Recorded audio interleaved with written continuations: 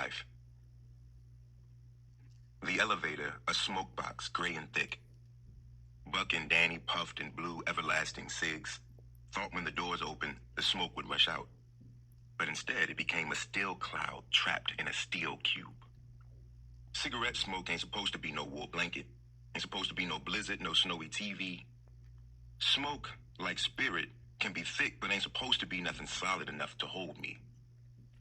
I fanned and coughed, expecting whoever was waiting to wait for the next one. Who wants to get on an elevator full of smoke? What if it wasn't really full of smoke?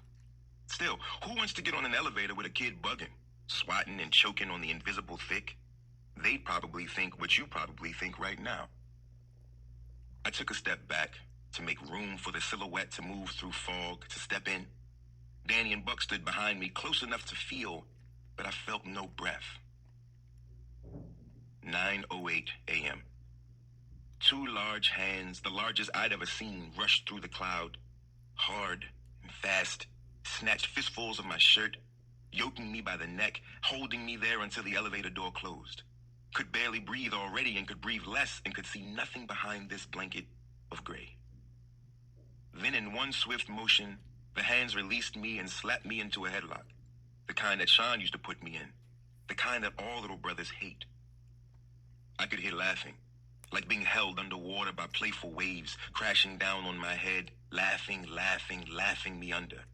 How do you tell water ain't nothing funny about drowning? When I was finally let up, I looked for Buck, for Danny, for help. They moved to the corner, chuckling, blurry, puffing away. What the hell? I yelped, one hand on my neck, one hand on my tucked, untucked tail. What you reaching for? And why you reaching for it? The asshole who tried to mash the apple in my neck into sauce taunted. Nephew, nephew, nephew, nephew? Nephew, he chanted. After all this time, you ain't learned to fight back yet? There are so many pictures of Uncle Mark in our house. Hanging on the wall, hanging on the block, posing with my father, his shorter younger brother.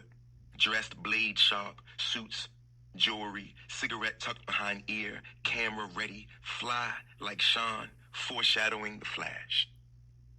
Uncle Mark? I let my hand fall to my side, swallowed hard. Am I going insane? Come here, kid, Uncle Mark said. Let me look at you. I stepped closer. Taller than me, taller than everyone. 6'4", 6'5", 6 feet deep. Rested his hands on my shoulders, the weight of him bending me at the knees. Look like your damn daddy, he said. Just like him. My mother told me 2 stories about Uncle Mark. Number 1, he videotaped everything with a camera his mother, my grandmother, bought him for his 18th birthday. Dance battles, gang fights, block parties. But he dreamed of making a movie. Script idea. Boy, Mickey. No game, no girls, meets girl, Jessie, the young girlfriend of boy Mickey's landlord. Girl Jessie teaches boy Mickey everything he needs to know about girls. How to impress them, how to treat them.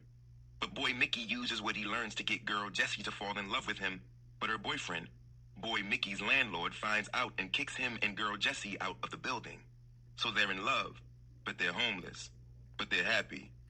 Right. Casting of the worst, stupidest movie ever. Boy, Mickey, to be played by Uncle Mark's little brother, my father, Mikey. Girl, Jessie, to be played by the younger sister of a girl Uncle Mark used to date, Shari, my mother. Uncle Mark pulled me in for a hug, but how you hug what's haunting you? And you know, it's weird to know a person you don't know, and at the same time, not know a person you know. You know? 9:08 a.m. Why you here? I asked Uncle Mark, taking my turn, my time, looking him up and down. Sadness split his face like cold breeze on chapped lip after attempting to smile. I guess he expected me to be excited to see him, and I was, sorta, but still. With his hand, he brushed down the front of his shirt, smoothing out wrinkles, straightening himself out. Pants stopped just at the top of his dress shoes tied in perfect bows, leather shiny, uncreased like he ain't been walking. Brushed and brushed down his chest to stomach, down his thighs, then squatting, dipped the finger in his mouth and scrubbed the toe of his shoe, a smudge not there. A better question, he said, eyes up at me, is why are you here? Random thought number 2. Always, always, always be skeptical of a person who answers a question by asking a question. Usually, it's a setup. Anagram number 3. Cool equals loco. What you mean, I asked, trying to avoid having to talk about the coldness in my heart and the heater in my waist. What do I mean? He stood up. What do I mean? He repeated, putting hands together, fingertips touching, cracking what sounded like all the knuckles in the world. Listen, kid, don't play me and don't play with me. It's best you turn it loose before I tighten you up. Okay, I begged, trying to hold him off, trying to avoid being knotted up again. Look, they killed Sean last night, Uncle Mark, and today you woke up ready to make things right? I nodded. And the reason why is because for the first time in your life, you realize, or at least you think, you could kill someone, right? I nodded. Right? He said louder. Right. But to explain myself, I said, the rules are the rules. Uncle Mark huffed, closed his eyes. I wonder if he was thinking about the rules. He knew them like I knew them. Passed to him, passed them to his little brother, passed to my older brother, passed to me. The rules have always ruled. Past, present, future, forever. Uncle Mark squeezed his lips like he was trying to rip them off, then opened his eyes. Okay, Will, he said, all serious. Let's set the scene. What you mean, set the scene? I mean, let's play it out. How this whole thing is gonna go down. Play it out like a movie, Uncle Mark explained. We'll go back and forth. I'll start from the top. The scene. Will stands over dead brother Sean, 2 holes in his chest, blood all over the ground. Will takes his mother inside. She cries. He looks for his brother's gun. Will finds the gun, lies down and thinks about the rules, no crying, no snitching, and always get revenge. The next day, he decides to find who he knows killed his brother, a guy named Riggs. Will gets in the elevator, goes down to the lobby, walks outside, past his brother's blood on the concrete. He continues for 9 blocks, gets to Riggs' house, sees Riggs, pulls the gun out, and I got stuck. Couldn't say nothing else. Couldn't say it. Hoped Uncle Mark would say, cut. But he didn't. The scene continued. Go ahead. Finish it. Up until that point, things were running smoothly, but this stupid last part got me caught up. Finish it, Uncle Mark demanded. Danny whimpered. Buck razzed. Okay, I said, trying to calm Uncle Mark down. Will pulls the gun out, and I stalled. And my mouth dried out. Words phlegm trapped in my throat like an allergic reaction to the thought of it all. The scene completed. And shoots. Uncle Mark finished it for me, said it slowly, dragging out the shh. Then I could finally painfully hack it up. And shoots. For the record, this movie would have been better than that stupid one he was trying to make when he was alive, that's for sure. Maybe not as happy, but definitely better.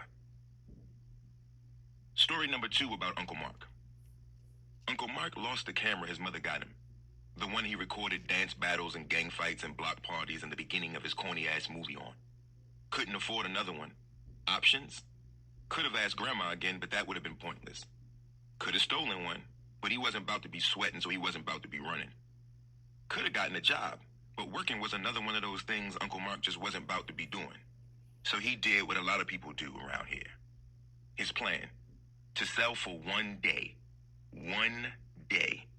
Uncle Mark took a corner, pockets full of rocks to become rolls, future finance, and in 1 hour had enough money to buy a new camera, but decided to stick at it just through the end of the day, that's all. Just through the end of the day. I'm sure you know where this is going. He held that corner for a day, for a week, for a month. Full-out pusher, money-making pretty boy, target for a ruthless young hustler whose name Mom can never remember. That guy took the corner from Uncle Mark, snatched it right from under him, and it wasn't peaceful. Everybody ran, ducked, hid, tucked themselves tight, blew their own eardrums, gouged their own eyes, did what they'd all been trained to. Pretended like yellow tape was some kind of neighborhood flag that don't nobody wave but always be flapping in the wind. Uncle Mark should have just bought his camera and shot his stupid movie after the first day. Unfortunately, he never shot nothing ever again, but my father did. Anagram number 4. Cinema equals Iceman. Random thought number 3. Not sure what an Iceman is, but it makes me think of bad dudes. Cold-blooded. 9:08 a.m. So anyway, after I said it, and shoots, it was like the words came out and at the same time went down into me and chewed on everything inside as if I had somehow swallowed my own teeth and they were sharper than I'd ever known. Meanwhile, Uncle Mark reached into his shirt pocket, pulled out 2 cigarettes. Great, more smoke.